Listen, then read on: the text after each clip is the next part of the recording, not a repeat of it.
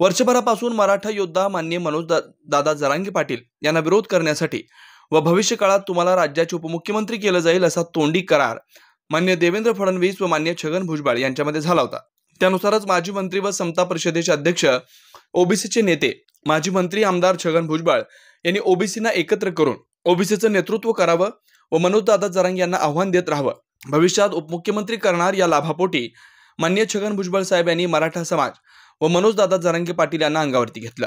परंतु ईव्हीएमच्या जोरावर आलेल्या महायुती सरकारमध्ये राष्ट्रवादी काँग्रेस पार्टीचे अध्यक्ष अजितदादा पवार गटाकडून मंत्रिमंडळामध्ये वरिष्ठ नेते म्हणून माननीय छगन भुजबळ यांचं नाव दिलं होतं। परंतु मुख्यमंत्री देवेंद्र फडणवीस यांनी ओबीसी समाज आणि मराठा समाज यांच्यामध्ये कायम अशांतता, कुटता, तिरस्कार निर्माण व्हावा यासाठी माननीय छगन भुजबळ यांना मंत्रिमंडळात अजितदादांनी दिलेलं नाव काढून टाकलं। तसेच त्यांनी राष्ट्रवादी काँग्रेस पार्टी अजितदादा पवार गटातून बाहेर पडून स्वतःचा पक्ष काढावा किंवा भाजपमध्ये यावं आणि सर्व ओबीसी समाजाला एकत्र करून मराठा समाजाच्या विरोधात कायम लढत राहावं यासाठीच मुख्यमंत्री देवेंद्र फडणवीस यांनी माननीय छगन भुजबळ यांना मंत्रिमंडळात स्थान दिलं नाही, अशी माहिती राज्य प्रवक्ते माननीय संदेश पाटील यांनी घेतलेल्या पत्रकार बैठकीत दिली आहे। 1 वर्षापासून मराठा योद्धा माननीय दादा जरांगे यांचा प्रतिस्पर्धी म्हणून ओबीसी संघटनेचे नेते माननीय छगन भुजबळ साहेब यांना देवेंद्र फडणवीस यांनी 1 वर्षापासून की मराठ्यांच्या विरोधात प्रतिस्पर्धी म्हणून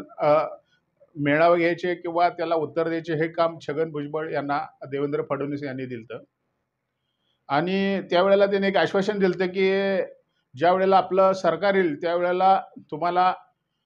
भाजपमधून असू दे किंवा अजितदादाच्या गटातून असू दे तुम्हाला उपमुख्यमंत्री पद हे देण्यात येईल असं आश्वासन देवेंद्र फडणवीस यांनी दिल्यामुळे ते 90च्या स्पीडनं ते पळत होते, जेणेकरून फडणवीस हाच माझा देव आहे किंवा फडणवीस हाच माझा समाज आहे असं समजून दादा जरांगे यांना त्यांची भाषातून त्या उत्तर देत त्याचं एकमेव कारण की मला भविष्य काळामध्ये काहीतरी पद देणार आहे ह्या आशेवरती छगन भुजबळ हे लढत होते। आणि ज्या वेळेला सत्ता आली विधानसभेमध्ये महायुतीची त्यावेळेला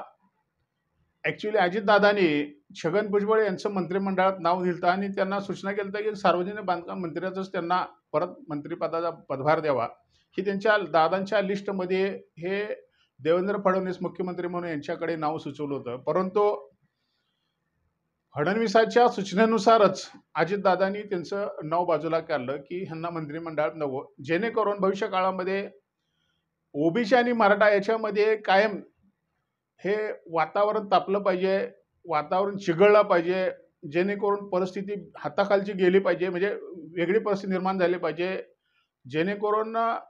भविष्य काळामध्ये छगन भुजबळ यांची फडणवीसनं ढाल करायचं ठरवलं होतं। त्या पद्धतीने त्यांचं मंत्रिमंडळात अजितदादांनी दिलेलं नाव बाजूला केलं, जेणेकरून भविष्य काळामध्ये परत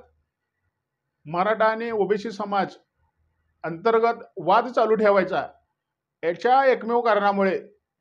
छगन भुजबळ यांना मंत्रिमंडळातून फडणवीसच्या सूचनेनुसारच अजितदादांनी बाजूला केले। ही आपली गोटातली खरी बातमी आहे। धन्यवाद।